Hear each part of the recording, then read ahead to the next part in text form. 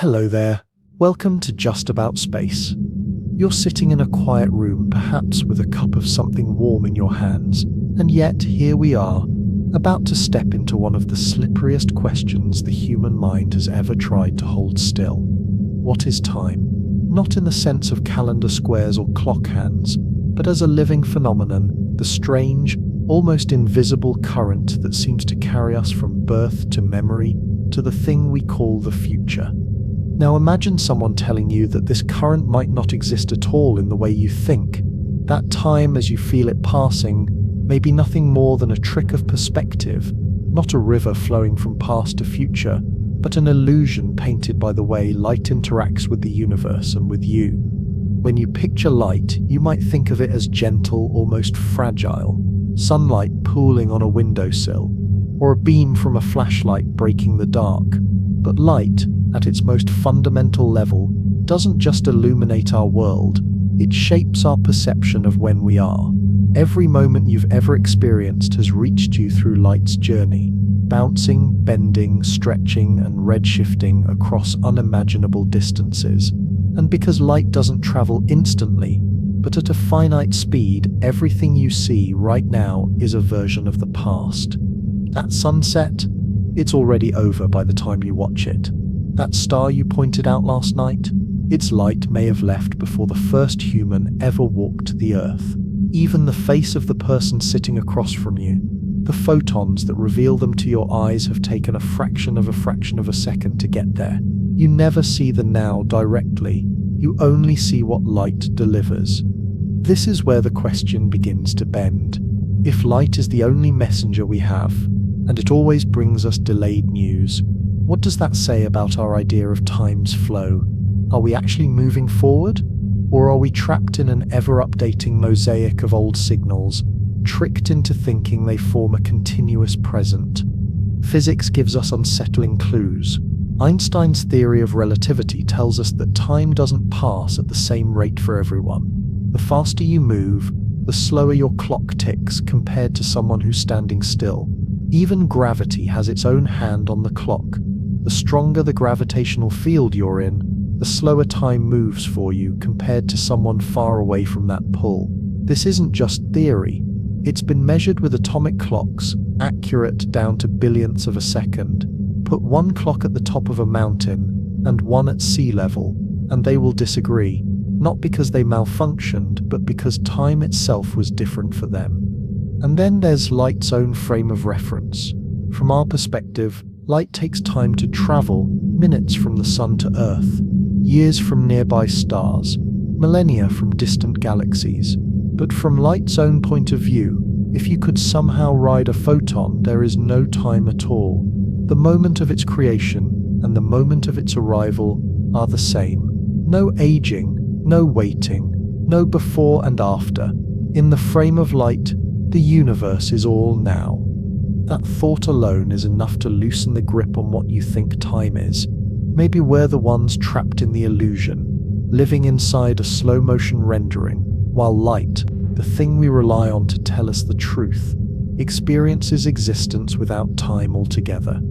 In the coming sections, we'll wander through theories that link time to light more deeply than you might expect. We'll look at how space-time bends around massive objects, how the stretching of light from distant galaxies tells us about the universe's expansion, and even how perception, your own brain's processing of visual information, might be the final twist that turns raw physics into the flowing timeline you feel. So, settle in. The room is still quiet. The light around you has already begun its journey, and if time is just a trick of that light, then by the end of this, you might not see your own now in quite the same way again. Close your eyes for a moment and imagine you're not in your room anymore, but sitting in the cockpit of a sleek, silent craft that can move faster and faster until it nearly reaches the speed of light. There's no roar of engines, no rattling metal, just the sensation of space folding away from you, stars beginning to smear into streaks. At first, nothing feels strange. Your heart still beats in the same rhythm. Your breathing is steady. Your thoughts are uninterrupted. But somewhere outside your own awareness, the clock on your dashboard, and more importantly, The clock in your body has begun to slow compared to the clocks you left behind on Earth. Not because something's broken, not because someone tampered with the mechanisms, simply because you're moving so fast that time itself is bending to accommodate you. From the perspective of people back home, your minutes are stretching out. For them, more time passes than for you. The faster you go, the more pronounced it becomes, until at near light speed your seconds have bloated into hours compared to theirs. You are not imagining this. You are not hallucinating. It's the universe's own design, spelled out by Einstein's special relativity. And it's not just speed that does this. Gravity plays the same trick. If you were orbiting close to a black hole, where space is warped into a steep, invisible pit, your time would move differently from that of someone far away in open space. To them, you'd seem to be moving in slow motion. To you, they'd seem to race ahead, aging years while you've only felt minutes. The unifying thread here is light. Relativity is built on one cornerstone, that light speed is constant, no matter how you move or where you are. To make that possible, the universe doesn't adjust the speed of light, it adjusts time and space around it. Time stretches or contracts, so that light never needs to break its own limit. Now, think about what this means for your sense of now. For you in the near light speed craft, and for someone watching you from Earth, there is no shared present moment. You each inhabit a different slice of space-time. You wave to each other across an impossible gap, convinced that you're both living in the real now, but the universe refuses to pick sides. This is where the idea of time as a trick of light starts to feel less like poetry and more like physics. If light weren't bound to this exact speed, we wouldn't need time to bend or stretch. If light didn't take time to arrive, we wouldn't be forced to live in overlapping layers of delayed information. In fact, at the speed of light itself, the concept of time dissolves completely. A photon, that tiniest quantum of light, doesn't have a before or after. The instant it leaves its source and the instant it strikes your eye are, in its frame of reference, the same. It's as if the photon has skipped the entire middle part, as if the universe presented it with the start and the finish with no journey in between. That alone should unsettle you. We think of the present as something we inhabit, but perhaps we're just moving through an elaborate mosaic of already happened events, stitched together into a narrative. By the way light trickles into our senses, the sky at night with its stars of various brightness and colors is really a layered fossil record of the cosmos, a place where old light mingles with newer light, and where nothing we see is truly happening right now. And here's the quiet, almost unnerving part. When you look around you, even here on Earth, the same is true. The light bouncing off a wall takes time to reach you. The light reflecting from your own hands from the person sitting across from you is already in the past by the time it hits your eyes. The scale is smaller, the delay microscopic, but it's still there. Every sight is a ghost. Every moment is a memory. In the sections ahead, we'll go deeper into how this plays out across the cosmos, from the way the expansion of the universe stretches light into the red, to how ancient galaxies are still whispering to us through beams that began their journey before our planet existed. If time is an illusion painted by light, then our entire picture of reality might be nothing more than a moving gallery of cosmic afterimages. Picture yourself standing in a vast silent desert at night, the kind of place where the air feels thin and the horizon has no edges. Above you, the sky blooms with more stars than you've ever seen from a city. The darkness between them is velvet deep, and the starlight feels so pure you could almost imagine it still warm from its source. But here's the truth. Much of the light touching your eyes in this moment began its journey before humanity even had language, before rivers carved the paths they now follow, before the continents took their current shapes. You are standing in the present, but your eyes are gathering the past. This is one of the simplest yet most profound consequences of the finite speed of light. A star 100 light-years away is a century in the past from your perspective. A galaxy 1,000,000 light-years away is delivering a million-year-old message. A Astronomers call this looking back in time, not because they've invented a time machine, but because the universe naturally reveals itself to us in staggered ancient fragments. Now, take this idea and stretch it to the scale of the entire cosmos. The farthest light we can see, the cosmic microwave background, began its journey roughly 13.8 billion years ago, when the universe was so young it hadn't yet formed stars. What we're seeing there isn't just old light. It's a fossil of the very moment matter and light first parted ways in the early universe, a kind of baby picture of everything. But there's something else happening to this ancient light. The farther away its source, the more the universe's expansion has stretched it during its long journey to us. This stretching shifts its color toward the red end of the spectrum, a phenomenon known as redshift. A galaxy might have blazed with bright blue stars billions of years ago, but by the time that light arrives here, it's been pulled apart into deeper, redder tones. Redshift is one of our strongest clues that the universe is not static. Space itself is expanding, and as it stretches, so does the light moving through it. This means the time we think we're observing in those distant galaxies isn't even their original moment. It's a distorted version drawn out and aged by the very fabric of space-time. Here's where the trick of light becomes more unsettling. If the expansion of space changes the light that carries our sense of when something happened, then we're not really seeing events as they were. We're seeing them through a cosmic filter that bends both their appearance and their timing. Every distant object in the night sky is part truth, part illusion, the past reshaped by billions of years of travel. Even more mind-bending, there are galaxies we can see now whose light left them billions of years ago, but which no longer exist in their original form. Some have merged with others. Some have been torn apart. Some are so far away that the light we're getting is the last light we will ever see from them, because the universe's expansion will carry them beyond our ability to observe forever. So when you gaze into deep space, you are looking at a collage of realities, some long gone, some still unfolding, and some forever sealed off from us. The night sky isn't a live broadcast.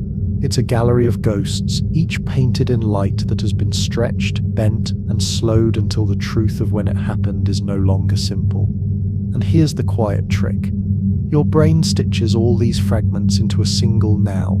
The scattered timescales of different distances are folded together by perception, so you feel as though the entire universe shares your moment, but it doesn't.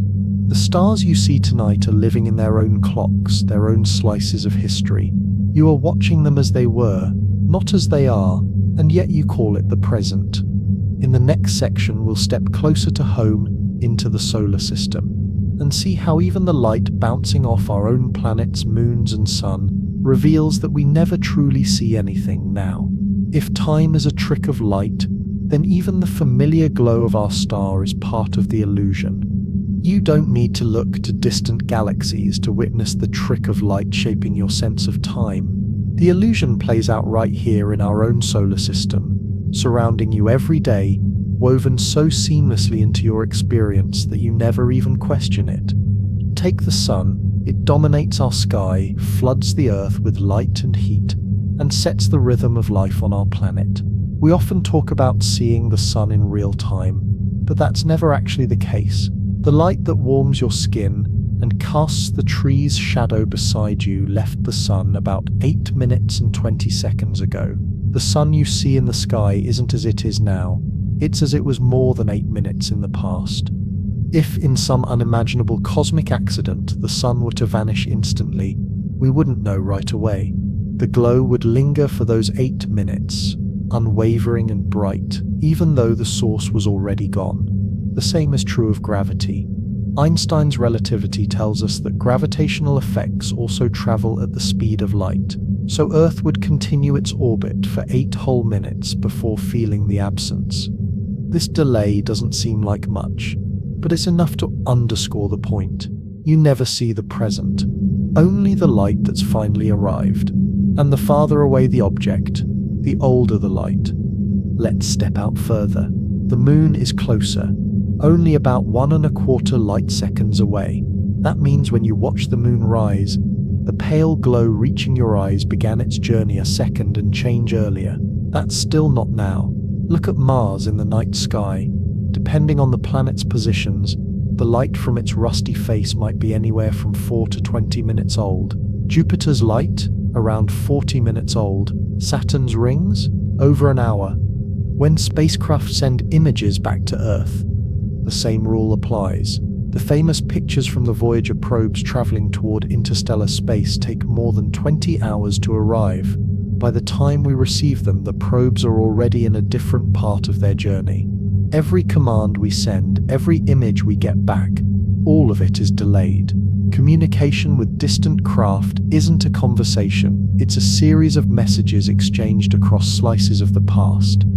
Even here on Earth, the delays exist. They're just so tiny you don't notice them. A light bulb flicking on across the room reaches your eyes after a billionth of a second. That's negligible for your daily life, but the principle is exactly the same as with the sun or the galaxies. You're always catching up, always being shown a version of reality that's just a little outdated. And if you think about it, even your own reflection in the mirror is history. Light leaves your face, bounces off the glass, and travels back to you. It's such a short journey that the delay is almost beyond comprehension, but it's there. The you in the mirror isn't quite the one you are in the instant you're looking. This small-scale view is important because it strips away the grandeur of distant galaxies and cosmic timescales, showing that the phenomenon isn't exotic. It's everywhere. It's not just that the far universe is trapped in our past. It's that everything is. There's another layer here too.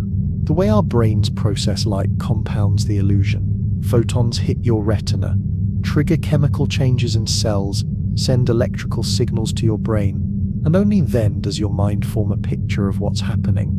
That processing takes time, milliseconds, but still time. Your perception of now is built from events that are already over. Your personal present moment is a kind of neural afterimage, a mental guess at what reality is in this instant. And when you think about speed limits, our dependence on light becomes even more curious. In the vacuum of space, nothing outruns light. Not sound, not signals, not you. That makes light the absolute gatekeeper of the present. It decides how much of now you're allowed to see, and when you get to see it. From the cosmic background radiation to the glow of your bedside lamp, every beam is a courier from the past. Whether it's crossing billions of light years or the space between you and the mirror, it's still carrying history. And we, the observers, stitch all these staggered, delayed signals into a seamless reality. A reality that feels like it's unfolding right now, but isn't. If this feels unsettling, it should. It suggests that time as you experience it is a fabrication, an assembled picture your mind builds from overlapping messages of light, each one from a different point in history. The trick is so perfect, so constant, that you rarely stop to think about it. But once you do, you can't help but see the world differently. In the next section, we'll step beyond light travel delays and look at how space-time itself bends light, and with it, bends our perception of time, turning distant galaxies into mirrors, lenses, and sometimes even paradoxes in the sky. Imagine looking at a star through a telescope and seeing two of it, or three, or even four. They're all shimmering in slightly different positions in the sky, but your instruments tell you they're actually the same star. It sits, not a glitch in your equipment. It sets, not your eyes playing tricks. It's the universe itself, bending light, and with it, bending your perception of time. This is gravitational lensing. Einstein predicted it over a century ago. Massive objects like galaxies or black holes warp the fabric of space-time around them. Light passing nearby doesn't move in a straight line. It curves along the contours of that warped space. From our vantage point, the bending can create multiple images of the same distant object, each arriving at Earth via a different path. Now here sips where it gets strange. Those paths aren't all the same length, and the space they travel through isn't identical in shape. That means the light beams don't just arrive at different places on our sky, they arrive at different times. One image might be a few days, weeks, or even years older than another. You could watch a supernova explode in one image, and then years later, see it explode again in another, because that second beam of light took the longer road around the gravitational curve. This turns gravitational lenses into cosmic time machines. Not because we're traveling back into the past, but because light from the past has been preserved in multiple routes, each revealing a different chapter of the same event. For astronomers, it's like getting to rewatch history from another angle, the same story told twice with a built-in delay. The most famous example might be the Einstein cross, a distant quasar whose light has been split into 4 images by the gravitational pull of a galaxy between us and it. Each copy of the quasar's light took a slightly different path, arriving at Earth separated in time. We're not just seeing something far away, we're seeing its history staggered into separate arrivals. But lensing doesn't just affect far-off galaxies. It happens wherever space-time is warped enough to make light's path curve.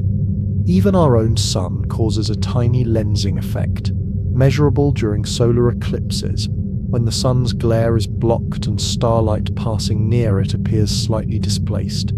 It's subtle here, but out near massive black holes, the warping is so extreme that light can loop around multiple times before escaping, creating stacked, delayed, and distorted echoes of the same scene. Here steps the part that blurs the line between space and time. When you look at a lensed galaxy, you're not just seeing it in a different place. You sit seeing it at a different when. Each image is a separate timestamp, a different slice of that galaxy's past. If the galaxy had a civilization looking back at us, they'd see us in equally scattered moments, maybe one image from our present, another from centuries ago. Gravitational lensing reveals that the present you see is not only delayed but fragmented. Every beam of light carries a unique travel history, shaped by the invisible curves of space-time it had to navigate. We often talk about light as if it moves through a vast emptiness, but in reality, the universe is full of these gravitational fingerprints, subtle deflections and stretched paths that rearrange the story before it ever reaches us. Think about this. When we look at the most distant galaxies, we're not just peering back billions of years. We're sometimes looking at several versions of those galaxies' pasts all at once, each version arriving through a different tunnel carved by gravity. Our minds sew these fragments into one coherent picture, but the truth is that space has handed us a disjointed collage, stitched together by light's persistence.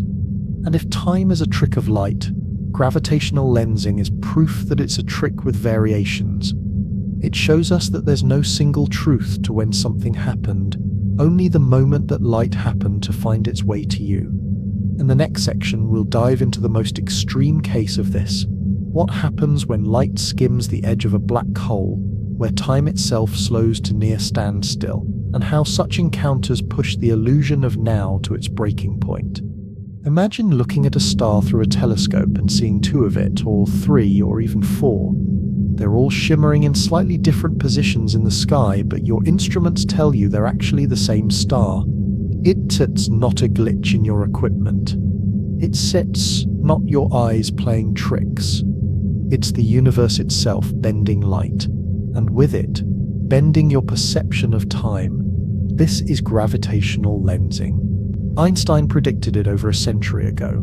Massive objects, like galaxies or black holes, warp the fabric of space-time around them. Light passing nearby doesn't move in a straight line. It curves along the contours of that warped space. From our vantage point, the bending can create multiple images of the same distant object, each arriving at Earth via a different path. Now here sits where it gets strange. Those paths aren't all the same length, and the space they travel through isn't identical in shape. That means the light beams don't just arrive at different places on our sky, they arrive at different times. One image might be a few days, weeks, or even years older than another. You could watch a supernova explode in one image, and then, Years later, see it explode again in another because that second beam of light took the longer road around the gravitational curve. This turns gravitational lenses into cosmic time machines. Not because we're traveling back into the past, but because light from the past has been preserved in multiple routes, each revealing a different chapter of the same event. For astronomers, it's like getting to rewatch history from another angle, the same story told twice with a built-in delay. The most famous example might be the Einstein cross, a distant quasar whose light has been split into 4 images by the gravitational pull of a galaxy between us and it. Each copy of the quasar's light took a slightly different path, arriving at Earth separated in time. We're not just seeing something far away, we're seeing its history staggered into separate arrivals. But lensing doesn't just affect far-off galaxies. It happens wherever space-time is warped enough to make light's path curve. Even our own sun causes a tiny lensing effect, measurable during solar eclipses, when the sun's glare is blocked and starlight passing near it appears slightly displaced. It's subtle here, but out near massive black holes, the warping is so extreme that light can loop around multiple times before escaping, creating stacked, delayed and distorted echoes of the same scene. Here sits the part that blurs the line between space and time. When you look at a lensed galaxy, you're not just seeing it in a different place. You're seeing it at a different when. Each image is a separate timestamp, a different slice of that galaxy's past. If the galaxy had a civilization looking back at us, they'd see us in equally scattered moments.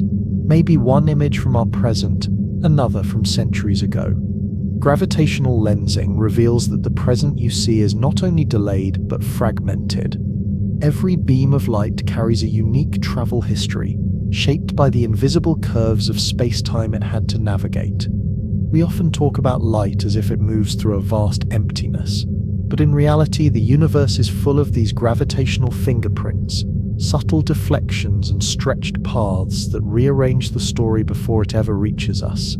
Think about this. When we look at the most distant galaxies, we're not just peering back billions of years. We're sometimes looking at several versions of those galaxies' pasts all at once, each version arriving through a different tunnel carved by gravity. Our minds sew these fragments into one coherent picture, but the truth is that space has handed us a disjointed collage, stitched together by light's persistence. And if time is a trick of light, gravitational lensing is proof that it's a trick with variations. It shows us that there's no single truth to when something happened, only the moment that light happened to find its way to you. In the next section, we'll dive into the most extreme case of this: what happens when light skims the edge of a black hole, where time itself slows to near standstill, and how such encounters push the illusion of now to its breaking point. Do you want me to go ahead with section 6, where we orbit a black hole and watch time practically freeze? You said, proceed. ChatGPT said, section 6, where time pauses at the edge. Picture yourself approaching a black hole. Not headlong into its center, you're wiser than that, but to the region just outside its event horizon, the invisible boundary where escape becomes impossible. Your spacecraft drifts closer, and the stars behind you bend and twist like oil on water. The light from the black hole's accretion disk, a furious ring of matter heated to billions of degrees, flares in distorted arcs, smeared and brightened by the warping of space-time. You check your onboard clock. To you, it sits ticking normally. A second is a second. Your heartbeat is steady, your thoughts unhurried. Yet, if someone were watching you from far away, they'd see your movement slow, then slow more, until you seem to hover, barely moving at all. The closer you edge to the event horizon, the greater this discrepancy becomes. This isn't set to camera trick.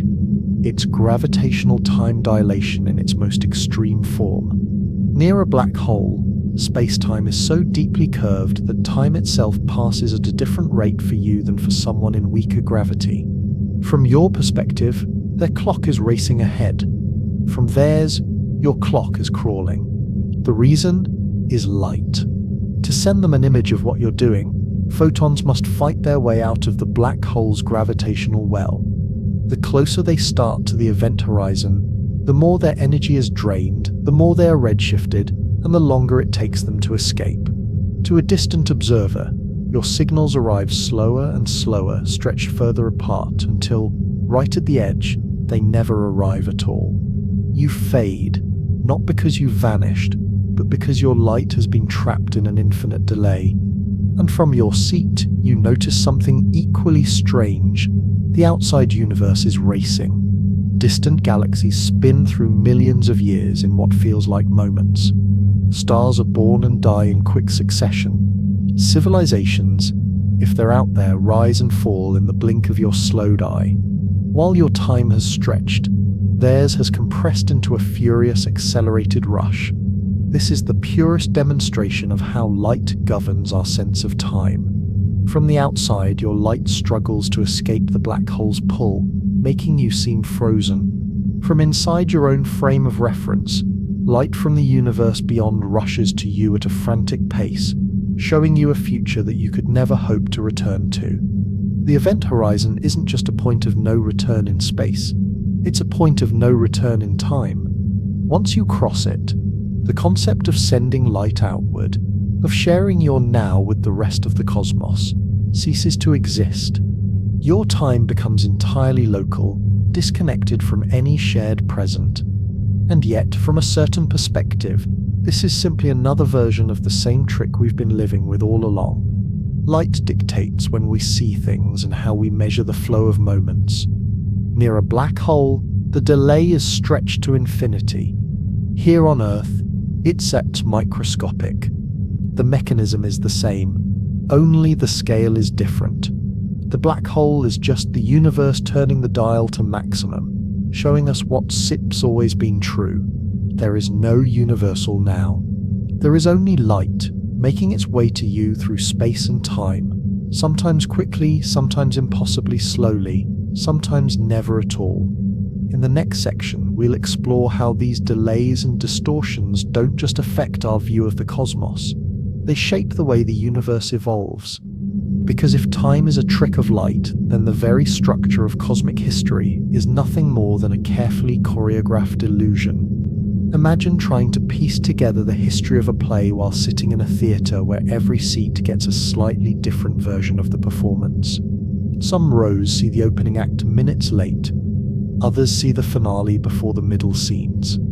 A few sections are still waiting for their first glimpse, while others have already watched the curtain fall. That SIP's the universe. Not a synchronized performance unfolding on a single stage, but a patchwork of scenes arriving at different times, stitched together in our minds as one coherent story. And the reason for this misalignment is, once again, light.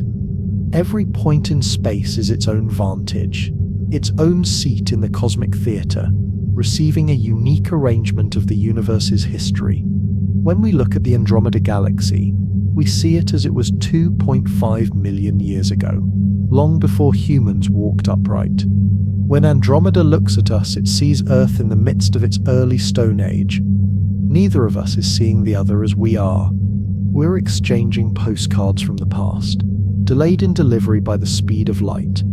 Now, extend that principle across every point in the cosmos. Distant galaxy clusters are snapshots of the early universe, their light slowed by both distance and the expanding fabric of space-time. Nearby stars are younger in the light we see than the sun is in reality. The farthest light, the cosmic microwave background, is the infant portrait of everything, frozen in its earliest glow, still traveling toward us after 13.8 billion years. The choreography emerges in the way these moments overlap. To us, the universe appears to evolve in a logical timeline. Galaxies form, stars ignite, planets coalesce, life emerges. But this sense of order is entirely local, a human projection. If you could rearrange your seat in the theatre, your version of cosmic history would reshuffle instantly. Your past could become someone else's future. Your now could vanish from their perspective entirely. Even the so-called age of the universe is a construct dependent on where you measure it from. From our point in space, we say the universe is 13.8 billion years old. But because of gravitational time dilation, expansion, and redshift, other observers could record different values.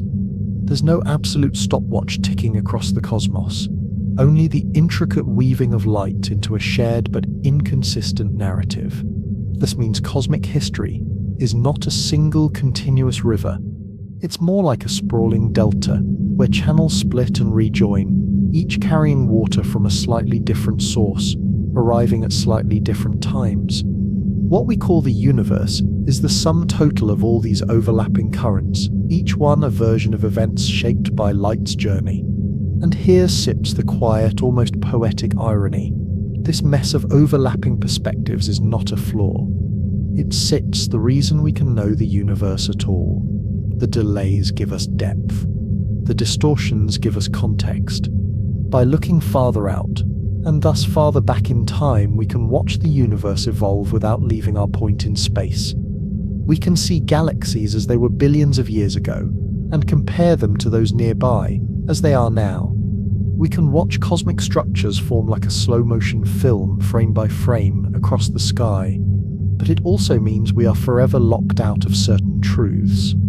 There are events happening now in distant parts of the cosmos that we will never see, because the light carrying them will never reach us. The expansion of the universe is pulling some galaxies away faster than light can bridge the gap. Their present is already gone from our future. If time is a trick of light, then cosmic history is the grandest magic show of all, a performance you can never see in its entirety, where each seat in the house offers a slightly different illusion, and no single observer gets the whole truth. In the next section, we'll step away from the vast scales and turn inward to see how even here on Earth your own brain participates in this illusion, shaping not just how you see light, but how you feel time itself passing.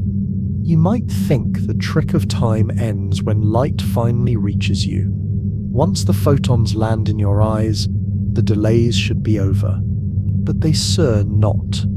In fact, the illusion only deepens because now your brain takes over, and it has its own rules, its own delays, and its own ways of rewriting what you call the present. Here's the first surprise.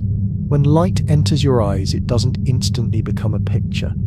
The photons strike your retina, triggering chemical changes in cells that generate tiny electrical pulses. Those pulses travel along the optic nerve into the brain, where multiple regions, the primary visual cortex association areas, even your memory centers, collaborate to interpret them. This process takes time. Milliseconds, yes, but still time.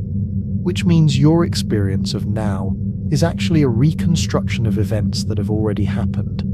Your brain is constantly lagging behind reality, stitching together old sensory information into a seamless moment you believe is immediate. It's so good at this stitching that you never notice the gap. To make things even stranger, your brain doesn't process every signal as it arrives.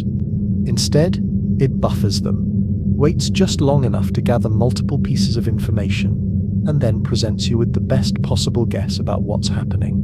This is why, for instance, you can hear a clap and see the hands come together as one event, even though the light and sound reached you at different speeds. Your brain quietly adjusted the timing, so the two matched. Neurologists call this temporal binding, and it's one of the clearest signs that your perception of time is a mental construct. If your brain can delay, compress, and realign events to create a more coherent story, then now is less like a physical instant and more like a narrative window. And the window is flexible. In moments of danger, your brain can flood you with detail, slowing your subjective sense of time so you can react. In moments of deep focus or joy, it can compress time so hours feel like minutes. In boredom or grief, it can stretch seconds into an aching forever. The clock on the wall hasn't changed, only the way your mind chooses to mark its ticks. Here's the unsettling part. All of these manipulations rely on light. Your brain's story of the present is built from light signals, whether it's sunlight in a forest, LEDs on a screen, or the faint glow of a night sky. Without light, your sense of time becomes unmoored, as astronauts in darkened spacecraft and cave explorers deep underground have discovered. Without external cues, your body's internal rhythms drift. Your days stretch or shrink, and your grasp of how long you've been awake or asleep falters. And because vision dominates human perception, light has an outsized influence on how you feel time passing. The slow shift of sunlight through a window can make an afternoon feel eternal. The strobing of artificial light can fracture it into a jittery blur. Your personal clock is not a set of gears and springs. It's a living thing, tuned by photons. This means the illusion of time isn't just out there in the universe, carried to you by delayed starlight and bent by gravity. It's in here, in your mind, replayed and reinterpreted with every blink. Your brain is the final lens, bending the truth not because it's flawed, but because without these adjustments, the world would feel broken and disjointed. You think you live in the present. In reality, you live in your brain's best reconstruction of a world that no longer exists, a world illuminated by light that's already gone. In the next section, we'll see how this human tendency to reshape time isn't limited to perception, but also defines how we remember, and how memory turns the past into a second illusion layered over the first. If light plays the first trick, delivering every sight to you from the past, then memory plays the second, taking those delayed moments and rewriting them over and over long after they've happened. We like to think of memory as a kind of archive, a dusty but reliable library, where each event is stored intact on its own shelf. If you want to revisit that night on the balcony, watching the moon rise, you imagine simply pulling down the moon book, opening to the right page, and reading the moment exactly as it was. But the truth is far stranger, and far less tidy. Your memories are not stable recordings. They are reconstructions. Each time you remember something, you are not replaying a fixed tape. You are rebuilding it from scattered pieces. Visual impressions, sounds, smells, tactile sensations, and the emotional tone that wrapped around the moment like a skin. And in the act of rebuilding, you change it. Consider the last time you saw a friend Sep's face. You might think you remember their expression precisely, the tilt of their smile, the brightness in their eyes, but what you're recalling isn't the original light that reached you. That light is gone, lost to the moment. What you have instead is a network of neurons, storing a coded echo of the event. When you summon the image, your brain lights up these circuits and then fills in missing pieces with educated guesses. The guesses feel like truth because your mind doesn't mark them as guesses, it marks them as how it was. This means that memory is an illusion layered over another illusion. The original moment you experienced was itself delayed, because the photons that carried it to you took time to arrive. Your eyes collected light from a world that already existed in the past, whether it was a friend across the room, the moon in the sky, or a star millions of light years away. So the original that memory refers back to was never a true now in the first place. And because your brain is not a perfect archivist, the illusion is constantly reshaped. Each time you recall that night on the balcony, you might add details that weren't there, the sound of crickets you only imagined, the warmth of the air exaggerated to match the way you want to remember it. If you were happy that night, the colors might grow warmer and richer over the years. If you were sad, the scene might dim and desaturate, the air turning colder in your mind than it ever was. Psychologists call this memory reconsolidation, the process by which every act of remembering reopens the memory to alteration before storing it again. Over time, the shape of your recollection can drift far from the actual event, even as your certainty about its accuracy grows. This is why eyewitness testimony can be so unreliable, even when people speak with conviction. The mind's confidence is not a measure of its accuracy. It's a measure of how well the story has been integrated into the self. Now, here's where light returns to the heart of the illusion. Every image you've ever stored in your mind, every sunset, every room, every face exists in memory only because of the way your brain once interpreted the arrival of light. Without photons to carry those shapes and colors to you in the first place, your memories would be reduced to vague impressions, abstract emotions with no visual anchor. The warmth of a memory comes not just from emotion, but from the light that originally bathed it. Even time itself within memory is elastic. Some moments, revisited often, feel as though they happened only yesterday, their edges sharp and immediate. Others, ignored for years, seem to collapse into the distant past, even if the calendar says otherwise. This warping of perceived time is another illusion layered on top of the one light already created. You can feel closer to a decade-old event than to something that happened last month, purely because of the way your mind has chosen to reweave the narrative. Your personal timeline, then, is not a straight line but a patchwork quilt. Some pieces are bright and near, others faded and far, and the stitching between them is constantly being unpicked and redone. Light, as the first messenger, sets the terms of what enters the quilt. Memory, as the second messenger, decides what survives, and in what form. Now imagine this on a cosmic scale. Just as your brain holds imperfect reconstructions of your past, the universe itself holds imperfect echoes of its own.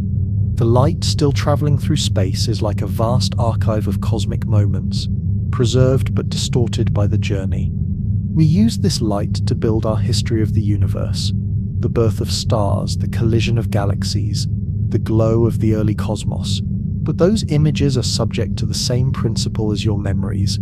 Their reconstructions filtered through delay, distortion, and interpretation. When astronomers point a telescope at a distant galaxy, they're not seeing it as it is now. They're seeing it as it was billions of years ago. And even that is filtered through redshift, gravitational lensing, and the limits of our instruments. In a sense, the universe is remembering itself, and we are reading from its incomplete, biased journal. This parallel should make you pause. Your own life, every moment you think you've lived in the present, is built from two layers of delay. First the arrival of light, then the shaping of memory. The universe's history is built from the same structure, light carrying a delayed version of events, interpreted and reinterpreted into a story we can understand. The deeper truth is this: you have never experienced the present as it truly is. You've only ever experienced the version of it that light and memory allow you to have. Every second you've lived has been a compromise between what actually happened and what could be delivered to you, and later what your brain decided to keep. And yet, this layered illusion is not a failure. It sacks what allows you to make meaning. If you remembered every moment exactly as it occurred, your mind would be a chaotic flood of unfiltered data. By altering and smoothing memories, your brain creates a coherent self, a story you can live inside even if it's not literally accurate. The trick is not in seeing truth perfectly, but in creating enough stability to keep moving forward. This is what makes memory such a perfect companion to light's trick of time. Light gives you the raw material, delayed, bent, and filtered by the universe. Memory takes that material and turns it into the narrative of your life. Between them, they give you something precious. Not truth, but a workable version of it, vivid enough to live by. In the next section, we'll step outward again to see how the entire cosmos operates as a vast memory machine, storing its past not in neurons and synapses, but in light still on the way, forever carrying old moments toward new eyes. If your mind is a memory machine powered by neurons, the universe is a memory machine powered by light. It doesn't keep its past in paper journals or digital files. It keeps it in photons, streams of them, endlessly moving outward, carrying ancient moments into the deep and dark. Look up on a clear night, far from cities and their glare, and you're staring into the universe's scrapbook. Each star is a page, each galaxy a chapter. But this scrapbook is strange. The pages aren't in order, and they aren't all from the same story. Some are torn, some are bent, some are written in languages we haven't learned to read yet. The light from a nearby planet might have left only minutes ago, a recent entry in the cosmic diary. The glow from a star 100 light-years away was inked a century before it found your eyes. And the light from the most distant galaxies began its journey long before Earth even existed, when the universe itself was a restless child of only a few 100 million years. If light is the first trickster of time, then the universe is its stage, vast enough to let the illusion play out across billions of years and trillions of miles. Cosmic memory without a present. Think of how you remember your own life. The present moment slips away the instant it arrives, becoming something your brain must store and reconstruct later. The universe works the same way, except its memory is always in transit. There is no central vault where the past is held. Instead, each event broadcasts its own light in every direction, and those photons travel until they're absorbed by dust, by planets, by detectors on a telescope, a billion years later. The result is that the universe never truly has a single present. Instead, it is a patchwork of overlapping pasts, all of them still moving outward. If you could somehow pause all motion and stand outside of space-time to look in, you'd see a kaleidoscope of events frozen at different ages. A galaxy in its infancy next to another in middle age, a supernova mid-burst alongside a quiet spiral that's been shining for billions of years. But from within the universe, you can only ever receive these moments in the order that light delivers them. And because light always takes time to arrive, you never see any object as it is now. You only see its memory, the oldest pages. The oldest visible page in the universe's scrapbook is the cosmic microwave background, the faint afterglow from when the universe was about 380,000 years old. Before that, light couldn't travel freely. The cosmos was too hot and dense, with photons trapped in an endless game of pinball among particles. When things cooled enough, light broke free, and it's been traveling ever since, stretched into microwave wavelengths by the expansion of space. We point satellites like the Planck Observatory at this background and read it like historians deciphering an ancient manuscript. It shows us the early texture of the cosmos, tiny variations in density that would one day grow into galaxies and stars. It's such not just a picture of the past, it sips the past still arriving. Layers of time. Imagine peeling an onion where each layer is a different era of the universe. Look at the moon, 1 light second away, and you're in the immediate past. Glance at the sun, 8 light minutes away, and you've stepped further back. Shift your gaze to the Andromeda Galaxy, 2.5 million years in the past, and you've gone far beyond anything in recorded human history. Aim the Hubble Space Telescope at a patch of sky so small it looks empty, and you might find galaxies whose light has been traveling for over 13 billion years. This is the universe's memory structure. No single timeline, but many, each defined by distance and the speed of light. The farther you look, the deeper into the scrapbook you go. Distortions in the record. But just as human memory can distort the past, so can the universe's. Gravity bends light, stretching and delaying it. The expansion of space reddens it, shifting its wavelengths and changing its character. Some light is blocked entirely, swallowed by dust or devoured by black holes. Our view of the past is not pristine. It's edited by the same forces that shape the universe's present.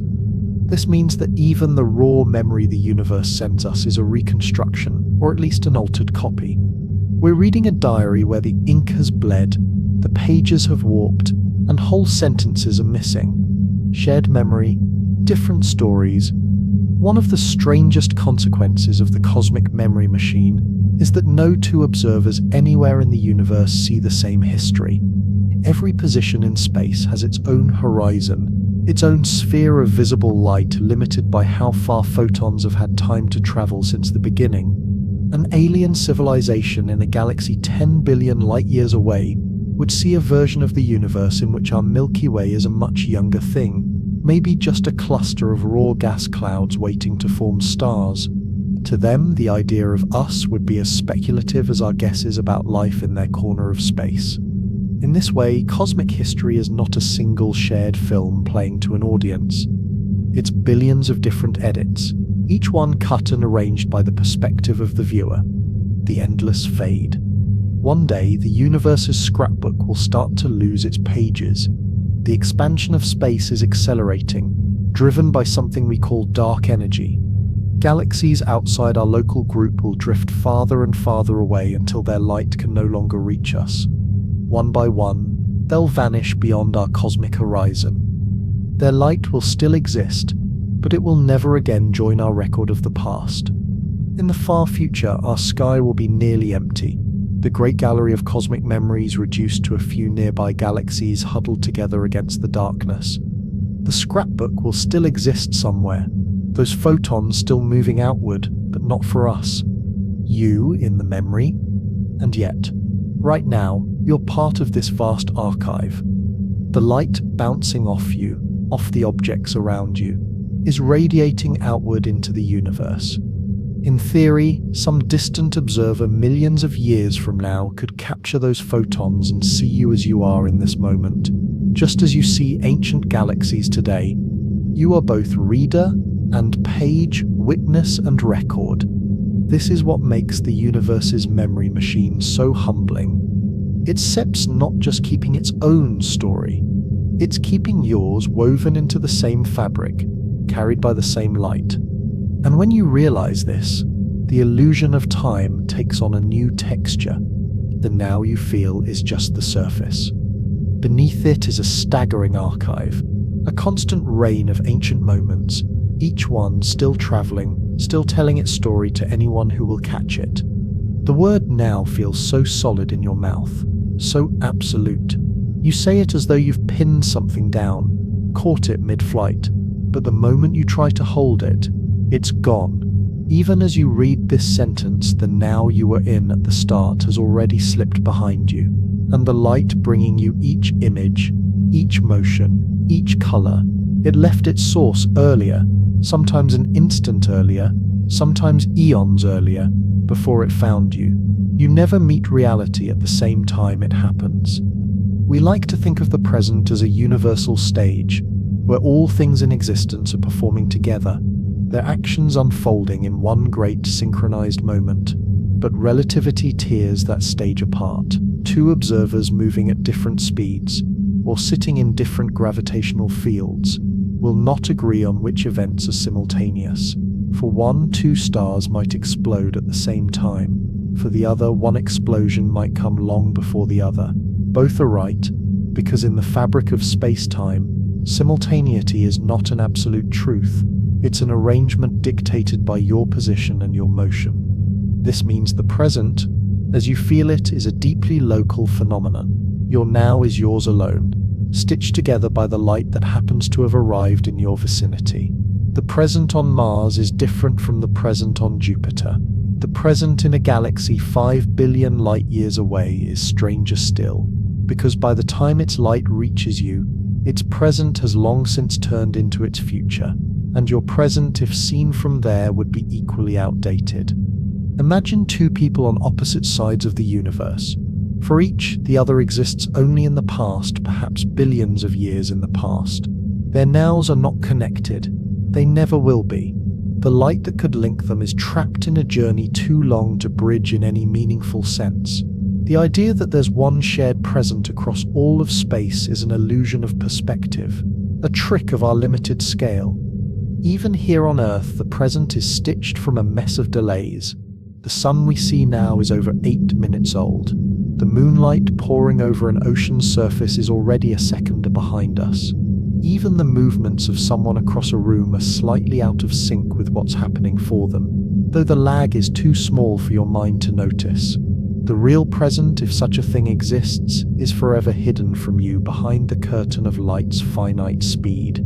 Some physicists go further and suggest that there is no universal now at all. That past, present, and future are not flowing like a river but laid out together in the block of space-time, each moment equally real, equally fixed. In this view, time does not pass. We simply move through the landscape of it, guided by light's arrival. The sense of moving forward is our consciousness sliding along one path through the block, leaving the impression of a ticking clock. If that's true, the now is less a reality and more a point of view. You feel it as the cutting edge of time, but it's just where you happen to stand in the web of light arriving from all directions. The photons carry fragments of countless other nows with them, moments you call past, moments that once were someone else's present. And while you believe you're in a shared, unfolding reality, you're really in a private one, built from your own incoming light. That understanding is both isolating and strangely intimate. Isolating, because it means no one else ever inhabits your exact present. The timing of their reality is always slightly different, shifted by the unique paths light takes to reach them. Intimate, because the universe you see is tailored for you alone, assembled from signals that only you are receiving in this particular arrangement. No one else will ever see exactly what you see in exactly the same way at exactly the same time. So where is the present? It may not exist in the way we imagine, not as a universal sheet draped across all of reality, but as countless overlapping pockets, each defined by the reach of light to an observer. The now you inhabit is not shared by anyone else, and the now they inhabit is not shared by you. Light has made each one private. The more you look for a single objective present, the more it dissolves into a mosaic of moments that never truly meet. And perhaps that's the final turn in light's trick on time. The present is not the point where the past ends and the future begins. It's simply the name we give to the patch of history light has finally allowed us to see. If there is no single universal present, then the way we imagine the flow of time needs to change. For most of your life, you've pictured time as a thin line, with the present as a moving point on it. The point where the past lies behind and the future lies ahead. It feels so intuitive that it's hard to imagine it being wrong. But without a shared now stretching across the cosmos, that picture falls apart. In relativity, events that seem simultaneous to you may not be simultaneous to someone else. The further apart two events are, the easier it is for different observers to disagree about their order. For things happening in the same room, this disagreement is impossible to notice, because the speed of light is so fast that the delay is minuscule. But stretch the distances to cosmic scales, and the differences become enormous. Two supernovae in distant galaxies might seem to explode at the same time from Earth's point of view, but from the perspective of someone in another galaxy, one explosion might be millions of years older than the other. This means there is no objective, universal snapshot of the universe, no frame where every event across all space can be said to exist together in a shared present moment. Instead, the universe is made up of countless nows, each shaped by where you are and how you're moving. Your present is yours alone, built from the light that has reached you, and no one else in the universe shares it exactly. That's unsettling, because we like the idea of togetherness in time. When you think of a loved one far away, you might comfort yourself with the thought that you are both living in the same moment, under the same sky, but in truth you're not. You're each surrounded by your own unique arrangement of signals, your own version of the cosmic story. The light that is building your now left its sources at times completely different from the light that is building theirs. Even on Earth, the illusion of a shared present is fragile. When you speak to someone across the room, the light reflecting from their face takes nanoseconds to reach you. Their words arrive after sound waves crawl through the air slower than light, adding another tiny delay. Your brain corrects for this, aligning the sight and sound so that you feel as though it's all happening at once. This alignment is just another mental adjustment, layered on top of the physical delays, creating a false sense of simultaneity. In space, without those corrections, the disconnection becomes undeniable. Imagine two astronauts separated by 1,000,000 kilometers, sending video messages to each other, even traveling at the speed of light. The signal takes over 3 seconds each way. They cannot truly share a moment. By the time one sees the other smile, that smile is already in the past. The present is already gone. If we accept this, really accept it, then time stops being a single river with a clear upstream and downstream. It becomes more like a vast ocean, full of waves and currents, with each observer drifting in their own local patch.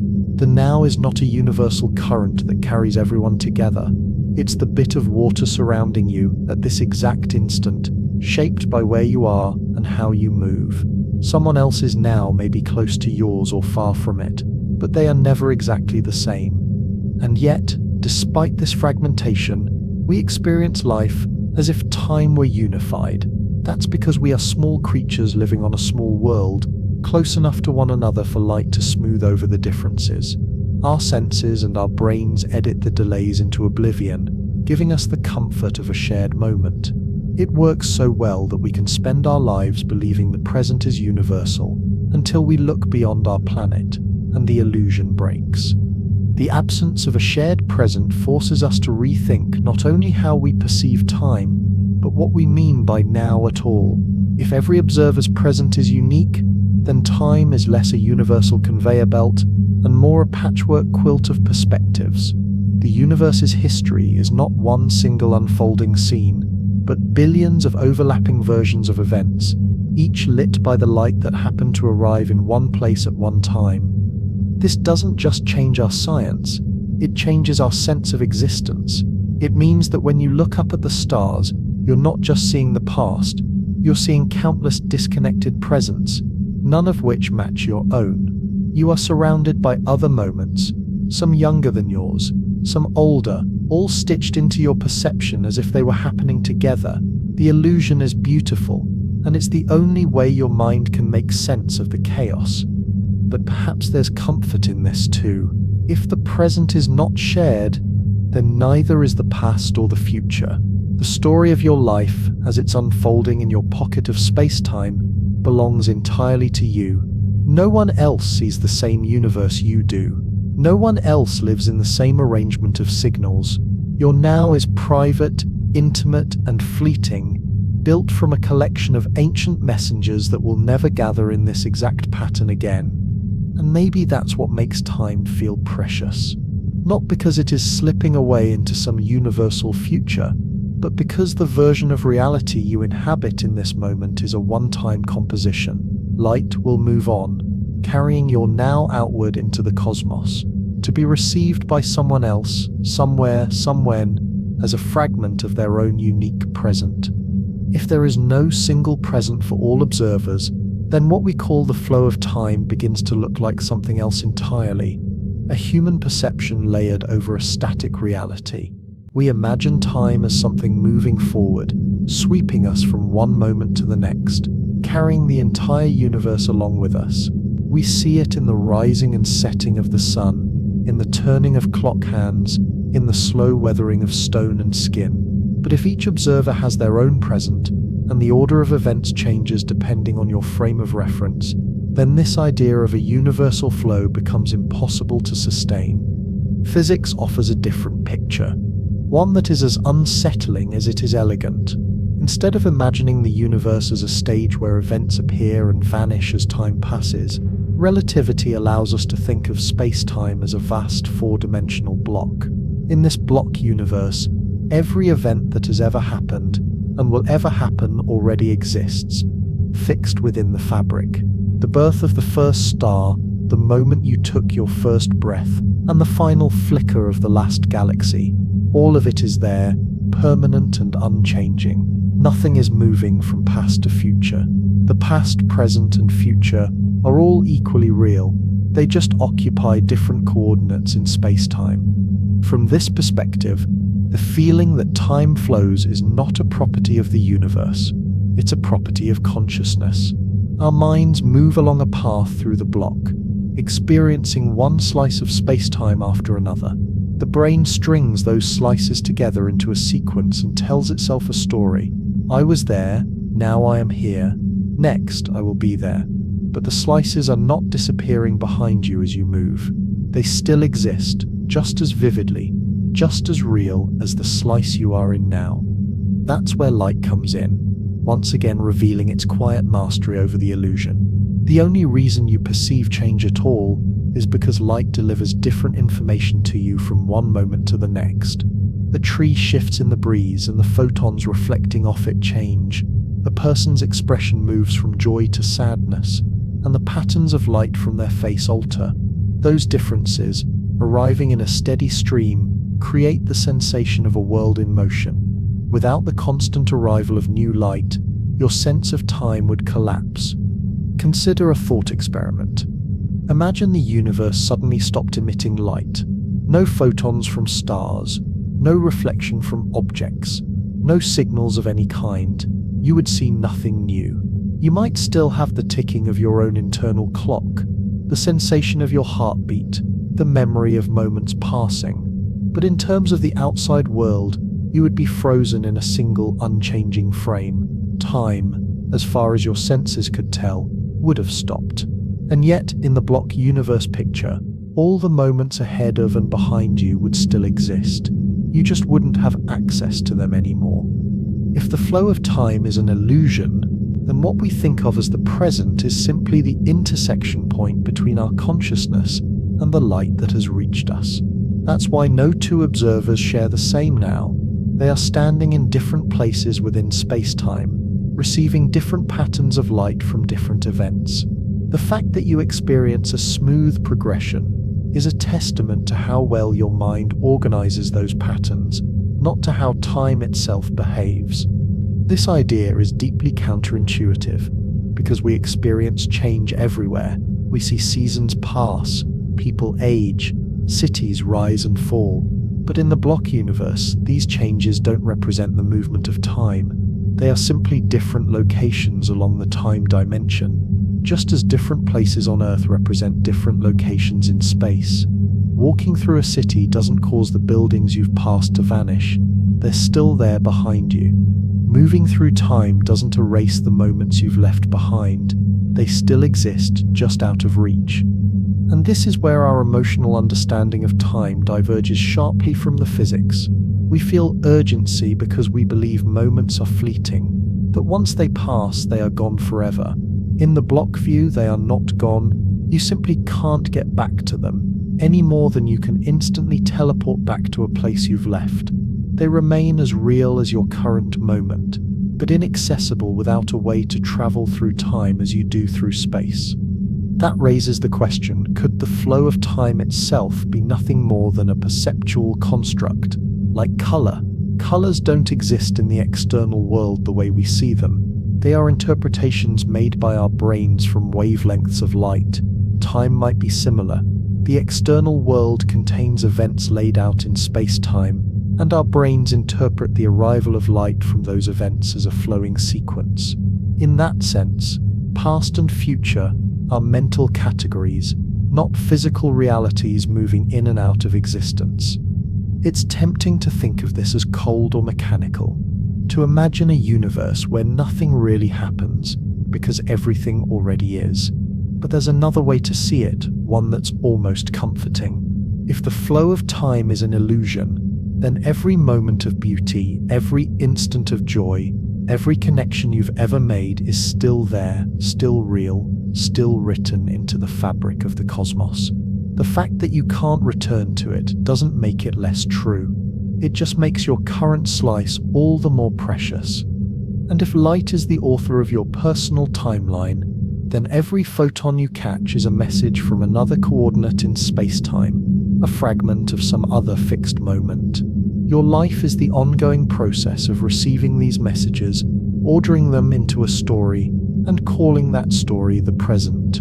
The universe isn't flowing through you, and you're not flowing through it. You're simply meeting it, slice by slice, signal by signal, in an endless, intricate illusion that feels as real as anything ever could. If every moment in time is equally real, if the universe truly is a vast, unmoving block of space-time, with all events already laid out, then the way we think about life, memory, and even mortality changes in ways that are both disorienting and strangely reassuring. The idea runs counter to almost everything we feel in our day-to-day lives. You wake each morning with the sense that the past is behind you, the future ahead, and the present is the only thing that's real. You feel the weight of moments slipping away, irretrievable once they pass. You see change in yourself and the world, and take that change as proof that time flows. But in the block view, change is not a process. It's a difference between one location in space-time and another. All the versions of you from birth to whatever final moment awaits already exist in their own coordinates. Your first thought might be, if every moment is fixed, does that mean free will is an illusion? If the future is already there, are we merely passengers along a predetermined path? This is where the language of fixed can mislead us. The block universe doesn't necessarily say the future is predetermined in the sense of a scripted play. It says that the future you will experience is already part of the space-time fabric, just as your past is. The choices you make are still your choices. They're simply woven into the structure of the block. From within time, those choices feel open-ended because you don't yet have access to the parts of the block where they have been made. If every moment is equally real, then death changes its meaning. In our normal view, death marks a point where you cease to exist, where your thread of time is cut. But in the block view, the you that lives before that point is still there, always there, in its own region of space-time. The person you are at this moment is as permanent in the block as the person you were 5 years ago. You vanish only from the perspective of someone whose path through the block no longer intersects with the coordinates that contain you. The moment of your laughter, your triumph, your quiet contentment, none of it is erased. This also reframes memory. We think of memories as fragile and fading, but in the block view, the events they point to are eternal. What fades is not the event itself, but your access to it. Your memory is simply the echo of one coordinate reaching into another. The scene you recall is still there in the grand structure, unchanged. In a sense, every photograph you've taken, every letter you've written, every trace you've left in the world is a way of projecting that coordinate forward, so others can brush against it in their own present. And if this is true for us, it's true for the entire cosmos. The light from a galaxy 10 billion years in the past isn't bringing us something that has died. It's bringing us something still alive in its own place in space-time, its own eternal present. When you look at it, you're not reviving a ghost. You're making contact with a still existent moment, one that exists alongside yours in the block, separated only by the path that light had to take to find you. There is a quiet comfort in this. It means that the moments you cherish are not gone. They are part of the permanent architecture of reality. The times you regret are not erased either, but they are fixed. They cannot change, but they also cannot harm you now. The future you fear is out there too, waiting, but it will only meet you when you arrive at that slice of the block. Until then, it has no power over you. Perhaps most importantly, seeing every moment as equally real forces, a shift in how we value the present. If this moment will exist forever, then the way you inhabit it matters in a profound sense. The words you speak now will always be spoken. The kindness you show now will always be part of the structure. The silence you keep, the attention you give, the care you take, they will always exist as part of the universal record. In a block universe, meaning is not created by a flow from past to future, but by the eternal presence of each moment in its own right. From this perspective, time's supposed flow is not what gives life weight. What gives it weight is the fact that every moment you live will always be in its own coordinate, as real as you are now. From the beginning, the question seemed almost poetic. Could time be just a trick of light? But as we've moved from the scale of the everyday to the scale of the cosmos, and then inward into the mind itself, the answer has deepened into something more intricate. Light does not merely carry images of the world to you, it defines the very limits of what you can call the present. It ensures that you never truly see the now, only the delayed news of what has already happened. And then your brain, shaped by biology, by survival, by the need for coherence, takes those delayed fragments and weaves them into a seamless flow you call time. Relativity tells us there is no single universal present.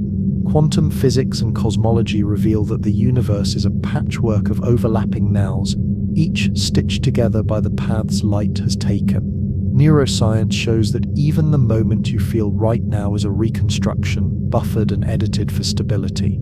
And the block universe view suggests that all moments, past, present, future, are equally real, fixed in space-time, with light acting as the courier between them. In the end, the flow of time may be less a feature of the universe and more a property of perception. The cosmos is a vast, silent archive, and light is its archivist, bringing us the past in an endless cascade of signals. We live our lives inside this archive, mistaking the arrival of each page for the turning of a clock. And perhaps that's the most human thing of all, to mistake the messenger for the message, to take the illusion for reality, and to find meaning in the fleeting feeling of a present that was never really here.